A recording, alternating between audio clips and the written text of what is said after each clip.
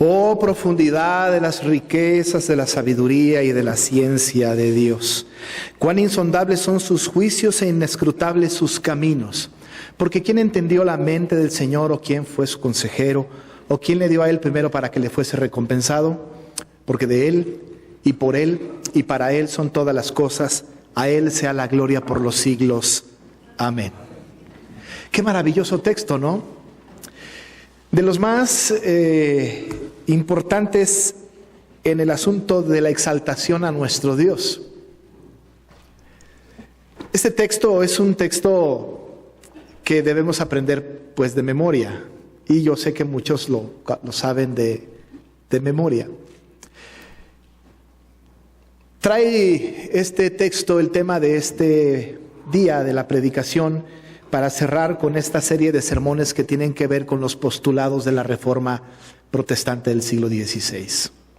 Hemos estado hablando durante algunos domingos acerca de estos postulados importantes, de lo que sucedió allá en 1517, antes un poco, durante ese año, posteriormente, en realidad durante el siglo XVI. Posteriormente, el siglo XVII y XVIII también fueron caracterizados por alguna serie de movimientos, específicamente el XVI y el XVII un poco. Pero en el siglo XVI se dio el mayor énfasis en el tema de la Reforma. Dijimos ya en el pasado que la Reforma Protestante ha trastocado a la cultura de ese tiempo, la sociedad de ese tiempo. Gracias a la Reforma de ese tiempo, cuando Martín Lutero hace esta protesta contra la iglesia de aquel tiempo, en ese momento entonces la iglesia cambió por completo. En ese momento la sociedad, toda la sociedad, el mundo conocido, cambió también.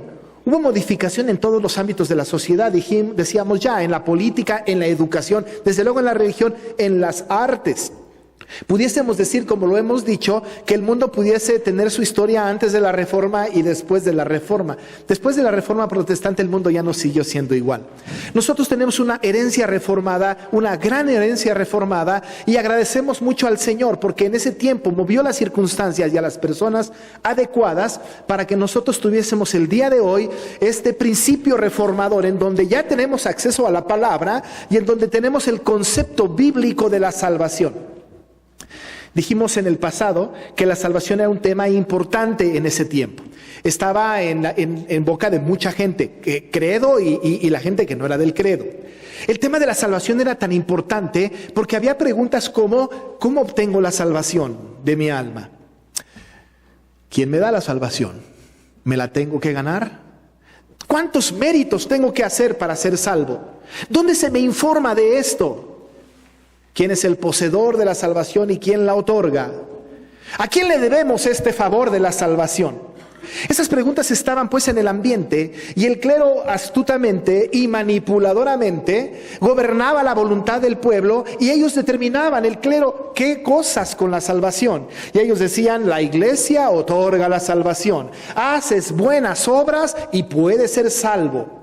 Tienes que ser meritorio de la salvación. Nosotros somos los únicos que la podemos otorgar. La iglesia es lo más importante en el tema de la salvación.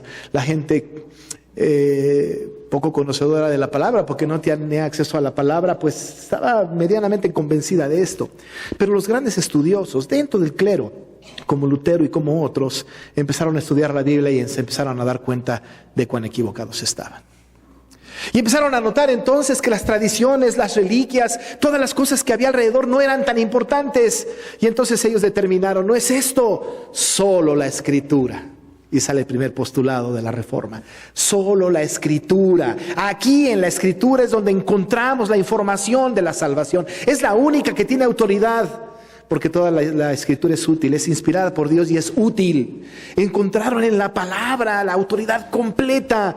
Pablo decía: no me avergüenzo del Evangelio, porque es poder de Dios para salvación a todo aquel que cree. Martín Lutero estuvo convencido de esto, y también él no se avergonzaba del Evangelio. La Escritura era importante, no las tradiciones, no las reliquias, no las imágenes. Era la palabra y exclusivamente la palabra. El clero seguía insistiendo en que el tema de la salvación tenía que ver con las cosas que podías hacer. Había que portarse bien, había que conducirse correctamente, había que hacer una gran cantidad de obras para tener entonces la salvación.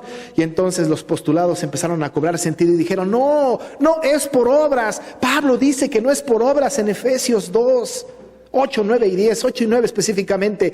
No es por obras, solo la fe. Y sale el postulado de la sola fe. Solo por fe. Y además, no se crean, no es una fe que puedan generar ustedes, porque es un don de Dios, no por obras, para que nadie se gloríe, dice la palabra. No es por obras, es por fe. Pero siguió insistiendo entonces el clero diciendo, pero lo tenemos que ganar, tenemos que hacer méritos. El tercer postulado de la Reforma dice, no son los méritos, solo la gracia. Sola gracia. Y la gracia es un don inmerecido. No hay que hacer méritos. Eso estaba muy bien. Pero la iglesia seguía diciendo que ellos daban la salvación. Entonces el cuarto postulado decía, solo Cristo salva. Y en ninguno otro hay salvación. Solo Cristo salva. Empieza a perder un poco el poder la iglesia. Los postulados empiezan a tomar control de la fe de los creyentes. Empiezan a meterlos en su mente y en sus corazones a la palabra, porque de la palabra entendemos la fe, de la palabra entendemos la gracia, por la palabra entendemos y conocemos que Cristo salva. Y entonces empezaba a pensar la gente posiblemente, y en aquel tiempo la gente decía, bueno, entonces si yo no tengo nada que hacer, y si no tengo que hacer ningún mérito para tener la salvación, si Dios ya lo ha determinado, nos ha justificado, si Él hace toda la obra, ¿qué hago yo? La respuesta es, no puedes hacer absolutamente nada. Si yo no estoy haciendo nada y toda la obra la hace Dios, entonces solo a Dios la gloria. Entonces solo a Dios la gloria. Porque yo no hago nada. No puedo hacer nada. Mis obras no sirven. No hay méritos. No tengo que obtener la salvación de una organización humana. Si todo viene del Dios soberano, entonces no hay gloria para nadie. Solo a Dios la gloria. Nadie puede decir yo te di la salvación porque yo te la otorgué. Nadie lo puede hacer. Y entonces el pueblo de aquel tiempo y el clero de aquel tiempo y los reformadores de aquel tiempo llegaron a la conclusión tan importante pero tan antigua como la historia de la humanidad. Solo a Dios la gloria. Usted piensa en su propia salvación. No hizo nada. La única participación suya en la salvación fue su pecado. Pero en realidad ese le estorbaba mucho. Y el salario por su pecado era la muerte. Porque la paga de pecado es muerte. Todos estábamos destituidos de la gloria de Dios, por cuanto todos pecamos. No había posibilidad. Usted piensa en su salvación, no hay lógica que pudiera explicarnos cómo es que yo soy salvo. No existe la posibilidad de entenderlo. Entonces podemos concluir junto con el apóstol Pablo, porque de Él y por Él y para Él son todas las cosas. A Él sea la gloria por los siglos. Solo a Dios la gloria. Cuando usted ha predicado el Evangelio y una persona viene a Cristo, es solo a Dios la gloria, no a usted, no a la iglesia, solo a Dios la gloria. Pablo está escribiendo a los romanos. Está hablando de la salvación. Ha hablado de la salvación. Él fue el que dijo antes de este capítulo que la paga de pecado es muerte. Él dijo que justificados por la fe tenemos paz para con Dios. Él ha dicho que todos los que invocan el nombre del Señor serán salvos. El tema de Pablo tiene que ver con la salvación y lo hace de una manera maravillosa en una teología profunda respecto de la salvación.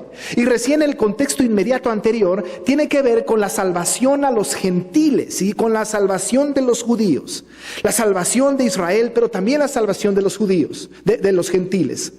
Los gentiles entraban en el panorama de Dios. Los gentiles tenían que estar en este panorama de Dios porque el Dios había tenido misericordia también de ellos. Los israelitas, los judíos, pensaban posiblemente que ellos eran los únicos acreedores a la fe y a la salvación.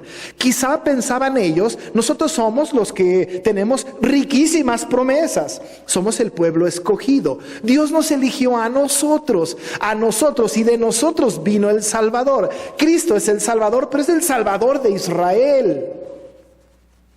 Es nuestro Salvador. Pero Pablo hace un esfuerzo para decirles, no solo en esta carta, en otras también, que también el pueblo gentil, también aquellos que no son judíos, están añadidos en el proyecto de Dios de salvación. Y desde luego, el pueblo judío, muchos de ellos no recibieron a Jesucristo, no lo quisieron aceptar en su círculo. Lo rechazaron, por ellos lo mataron. Algunos habían sido muy desobedientes, algunos no quisieron escuchar el mensaje. Los gentiles empezaron a tener el evangelio y empezaron a creer en Jesucristo. Tenían que entender los romanos, tenían que entender el pueblo de aquella época, los judíos de aquella época, que la salvación era para todas las personas. Estaba tan triste Pablo que él decía, yo puedo dar mi vida con tal de que mi familia, mi pueblo de mi sangre sea salva. Había algunos que no estaban entrando en su fe. Había algunos que no estaban creyendo en Jesucristo y los gentiles seguían creyendo y seguían metiéndose dentro de la iglesia y dentro del gran pueblo de Dios. Hermanos, ahora, por ejemplo, nosotros en esta iglesia somos puros gentiles. Puros gentiles. A nosotros nos ha alcanzado el Señor. Termina el apóstol en el capítulo 11, hablando de la restauración de Israel, en el versículo 32 diciendo, porque Dios sujetó a todos en desobediencia para tener misericordia de todos. Está difícil el versículo, ¿no? ¿Cómo que sujetó a todos en desobediencia? Sujetó a todos en desobediencia. Luego, para tener misericordia de todos. ¿Por qué no se ahorró un paso el Señor y tuvo misericordia de todos sin sujetarlos a todos a desobediencia? Ahora, yo me acuerdo cuando era niño, evidentemente mis padres no querían que yo fuera desobediente. Pero fui desobediente. Ahora, he de confesar delante de ustedes que fui muy desobediente. Tanto como ustedes, o más quizá. Muy rebelde. Pero era mi propio pecado, era mi propia carne, era un chamaco desobediente a mis papás. Pero yo no me acuerdo que mi papá haya tomado una decisión de decir, voy a sujetarlo en desobediencia. Lo voy a educar para la desobediencia, lo voy a permitir la desobediencia, para que luego le extienda mi misericordia y entonces yo salga como el más importante. Ahora, quiero que me desobedezcas y voy a provocar que me desobedezcas. Ya me desobedeciste, muy bien. ¿Qué te mereces? Me merezco el castigo, me merezco todo lo peor. No te preocupes, te perdono. Porque extiendo mi misericordia. ¿Para qué entonces me metiste en la desobediencia si finalmente lo que querías era perdonarme? Ahora te ese paso. Es tan difícil de entender porque nosotros entendemos que Dios no es autor del mal y que Dios no quiere que desobedezcamos. Dios quiere que seamos obedientes, pero sujetó a todos a desobediencia para después a todos darnos misericordia. Es un asunto complicado de entender. Quizá por esto, en todo el proceso de pensamiento del apóstol, pensando en que era difícil de entenderlo por un lado y difícil de explicarlo por el otro, termina con una doxología maravillosa diciendo, bueno, no lo entiendo, oh profundidad de las riquezas de la sabiduría y de la ciencia de Dios. Cuán insondables son sus juicios e inescrutables sus caminos. Qué difícil es entender la salvación. Qué difícil es entender la mente de Dios. Qué difícil es entender el plan de Dios. Qué difícil. No lo quiero entender. porque somos objetos de su gracia y eso nos debe de bastar. Pero Pablo, reflexionando en esto, pensando en las profundidades tienen que ver con lo que no podemos alcanzar a conocer, con aquello a lo que no podemos tener acceso, lo que no podemos llegar a saber. Usted no tiene idea de lo que hay detrás de la última nube en el cielo, no tiene la menor idea. O tiene la idea por lo que nos han enseñado en la escuela de nuestra propia galaxia, fuera de ella sigue usted sin tener la menor idea. No tenemos idea. Quizá tuviésemos un poco de idea si nos vamos a lo más profundo del mar y tratamos de bucear y pudiésemos decir, aquí sí hay un final, pero no hemos llegado. No hay manera de alcanzarlo. Y causa asombro a nosotros. No hay manera de alcanzar la mente de Dios, no hay manera de entender a Dios. Oh, profundidad de las riquezas, de la sabiduría y de la ciencia de Dios. ¿Quién está más allá de la capacidad de Dios? ¿Quién puede ir y llegar hasta el punto del pensamiento de Dios? Nadie. Pablo dice en este texto maravilloso, cuán insondables son sus juicios, sus decisiones soberanas, sus decretos, sus disposiciones son insondables. No las podemos entender. Cuán inescrutables son sus caminos. ¿De qué manera toma Dios sus decisiones? Cuán inescrutables son sus caminos. ¿Sabe que a veces no entendemos cómo algunos toman decisiones, no? Y yo como pastor por muchos años, a veces pienso, es que este hermano, esta hermana no entiende. ¿Por cómo toma decisiones? No alcanzo a entenderla. Cuán inescrutables son sus caminos. ¡Qué barbaridad! Y cuando uno piensa que va a actuar de una manera, ya actuó de otra. Y cuando parece que ya entendió, ya hizo otra cosa. Y cuando ya se le trazó la ruta, está yendo por una ruta equivocada. ¡Cuán inescrutables son sus caminos! No entiendo. Pero claro, es una mente pecadora, sujeta a sus pasiones, sujeta a su pecado la persona, y entonces sus caminos son muy diferentes, muy difíciles. Pero un buen psicólogo, una buena sociología, una buena psicología puede ser que llegue a entender esa conducta. Y hay nombres científicos para cada desorden, ¿no? Pero puede llegarse a entender. Pero en Dios, ¿de qué manera toma Dios sus decisiones? Es increíble tratar de entender que Dios toma decisiones, ¿cómo las toma? ¿Bajo qué principio? ¿Cuál es su manual? Cuán inescrutables son sus caminos. Porque cuando nosotros pensamos que Dios debería de hacer una cosa, hace otra. Y cuando pensamos que Dios tendría que salvar a alguien al que le hemos predicado el Evangelio 8 años, no lo salva y se muere sin ser salvo. ¿Cómo toma Dios sus decisiones? Es una pregunta importante. ¿Cuán inescrutables son sus caminos? Y entonces Pablo responde con 3 preguntas que no requieren respuesta, con 3 preguntas retóricas. Las preguntas retóricas no requieren respuesta porque la respuesta está en la misma pregunta retórica. Pero hace 3 preguntas. Y la primera que hace es, ¿quién entendió la mente del Señor? Se pregunta, bueno, ¿cómo toma Dios sus decisiones? ¿Cuán inescrutables son sus caminos? ¿Cómo toma decisiones? ¿Sabe qué conclusión tuvo? ¿Quién, dice él, el apóstol Pablo, entendió la mente del Señor? ¿Quién entendió la mente del Señor? ¿Sabe que nosotros podemos entender nuestra propia mente? La psicología ayuda un poco. No soy muy amigo de la psicología, pero ayuda un poco. De repente nosotros podemos entender esto. Y podemos saber cómo es que llega el hombre a tener un proceso de pensamiento de manera determinada. Pero Dios, ¿hay algún buen psicólogo que pueda estudiar a Dios y determinar su mente, su proceder, su pensamiento? Quizá por eso el Señor, cuando inspiró a Isaías a escribir 55:8 de Isaías, dijo, porque mis pensamientos no son vuestros pensamientos, ni vuestros caminos son mis caminos. No hagan la lucha, ni lo intenten. Mis pensamientos no son vuestros pensamientos. Mis caminos no son sus caminos. ¿Quién entendió la mente del Señor? No hay una sola persona que pueda entender la mente del Señor. Hay algunos arriesgados que piensan que han entendido la mente del Señor. Hay algunos que han dicho que tienen el concepto de Dios completo. Hay una persona que dice que el Espíritu Santo le pide permiso para hacer la obra en la tierra,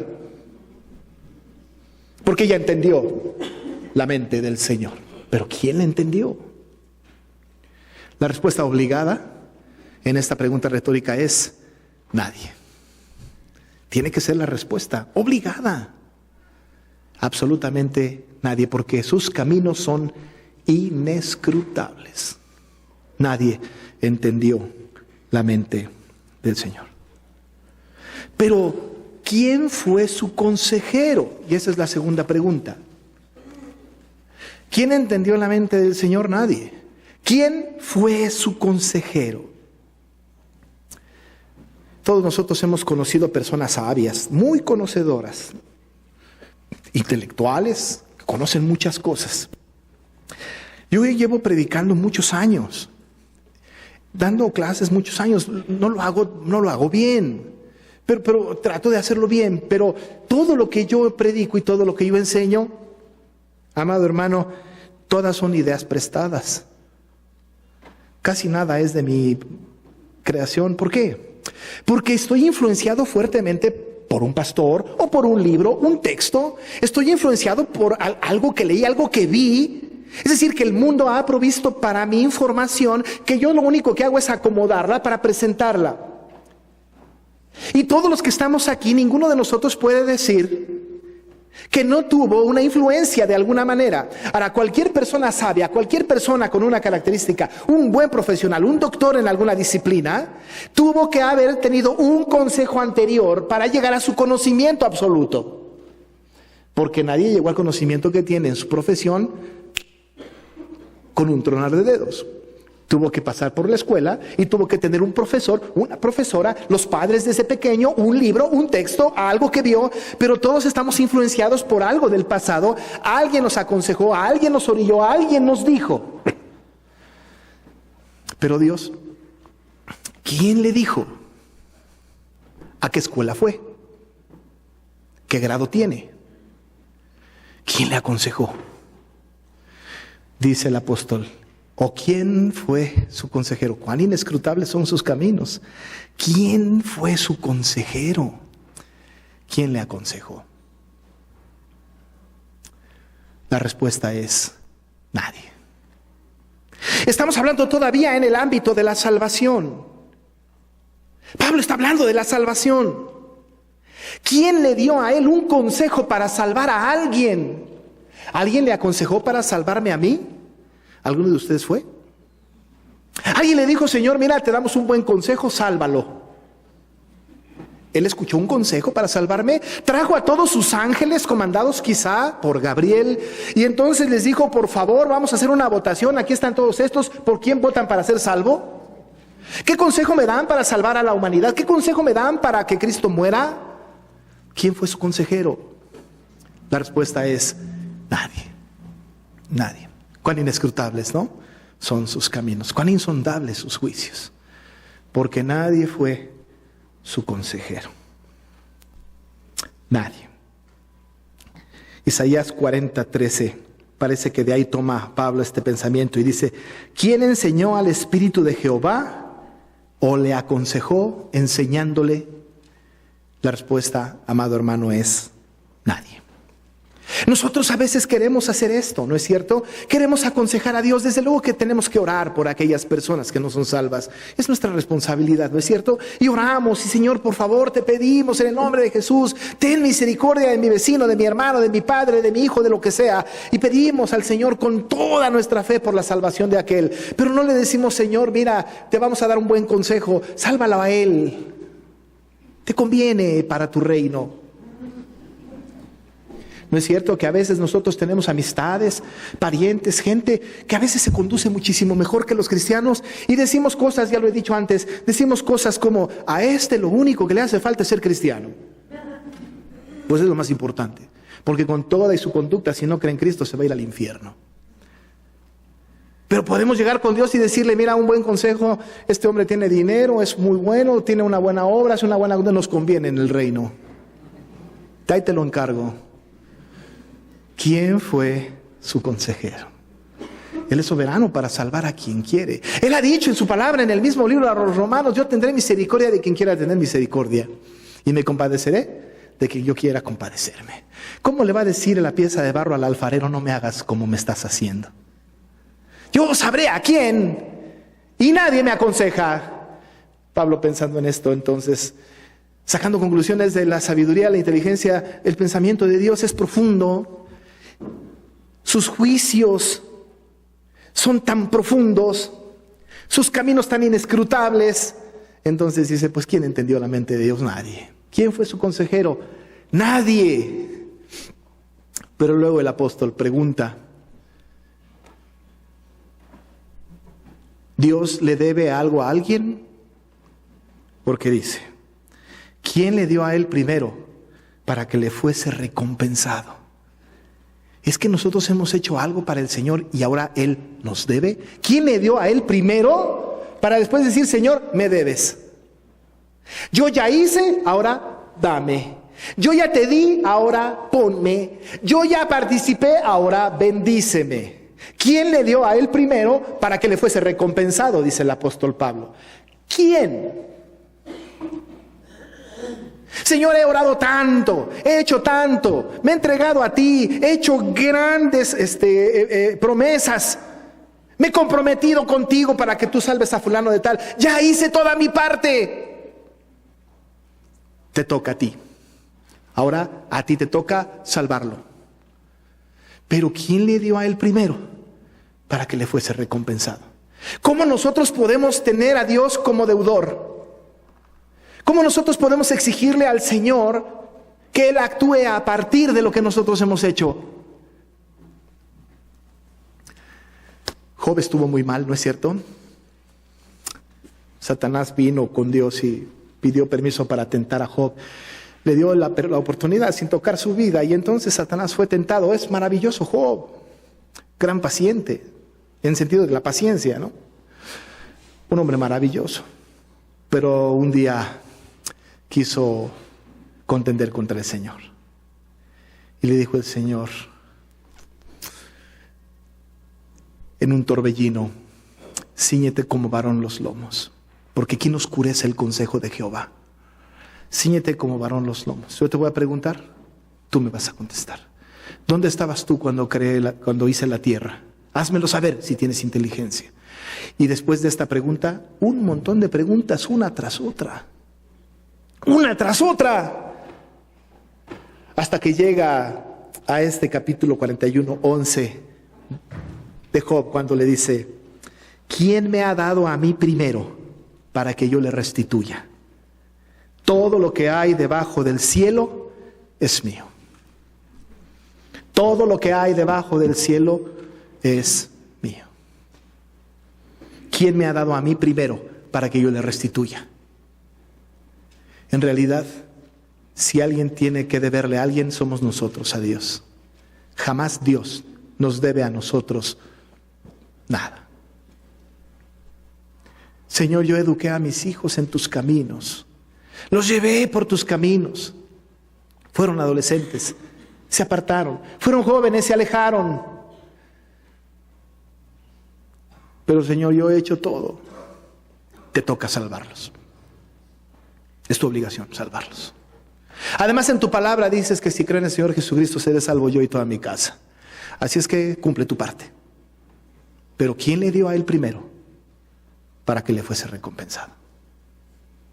No le debemos. Dios no nos debe nada a nosotros. Seguirá teniendo misericordia de quien quiera tener misericordia. Seguirá salvando a quien quiera salvar. Cuán insondables son sus juicios, ¿no? Cuán inescrutables sus caminos. Nadie entendió la mente del Señor. Nadie fue su consejero. Nadie le dio a él primero para que le fuese recompensado. Quizá por eso Pablo, teniendo este concepto, puede terminar esta sección diciendo, porque de él y por él y para Él son todas las cosas, a Él sea la gloria por los siglos. Porque de Él, y estamos hablando de la salvación, porque de Él es la salvación. Él la proveyó, es de Él, a Él se le ocurrió, Él la ideó, Él la hizo la salvación, de Él es la salvación. Por Él es la salvación. Él envió a su propio Hijo, por su gracia de Él tenemos la salvación, de Él, porque Él es el origen de la salvación, por Él, porque a Él le pertenece, Él fue el ejecutor de la salvación, y para Él es la salvación, porque todo es para su gloria. Por eso, a Él sea la gloria por los siglos. Todos nosotros que somos salvos, no le debemos nuestra salvación a la iglesia. Usted que es salvo puede recordar casi con toda seguridad a aquella persona que le predicó el evangelio por primera vez y usted entendió quizá en ese momento. Pero el único que se tiene que llevar la gloria, porque de Él, por Él y para Él es la salvación, es el Señor. A Él sea la gloria. Y a Él sea la gloria por siempre, por los siglos. Todos nosotros, hermanos, que somos salvos porque el Señor así lo determinó. ¿Bajo qué base? ¿Bajo qué principio? No tenemos la menor idea. Le diría Pablo a los Efesios, por el puro afecto de su voluntad. Nos hizo aceptos en el amado. Por eso, de Él, por Él y para Él son todas las cosas. A Él sea la gloria por los siglos. Oremos. Señor,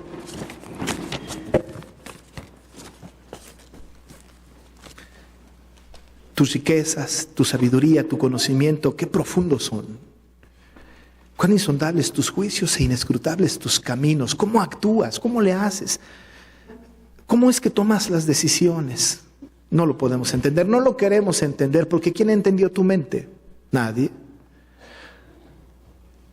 Porque ¿quién te aconsejó a ti? Nadie. Porque ¿quién te dio a ti primero para que luego fuese recompensado? Nadie. Señor, en realidad, tú eres el autor de la salvación. Lo hiciste por medio de Jesucristo, para tu gloria. Por eso, Dios, solo a ti y nada más que a ti, la gloria. Gracias porque nos has dado la salvación que viene de ti, por Jesucristo, para tu gloria. En el nombre de Jesús. Amén. Nos ponemos de pie para recibir la bendición de nuestro Dios.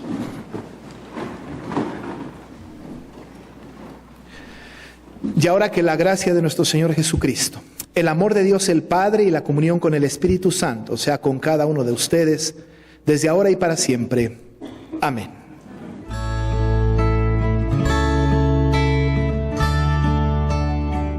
Iglesia Nacional Presbiteriana Príncipe de Paz, ubicada en Humboldt número 50, Colonia Centro, México DF. Si desea mayor información, puede comunicarse al 5518-6114 y 5518-5900 o en la página de internet www.inp-príncipedepazcentro.org. Recuerde que esta puede ser su iglesia.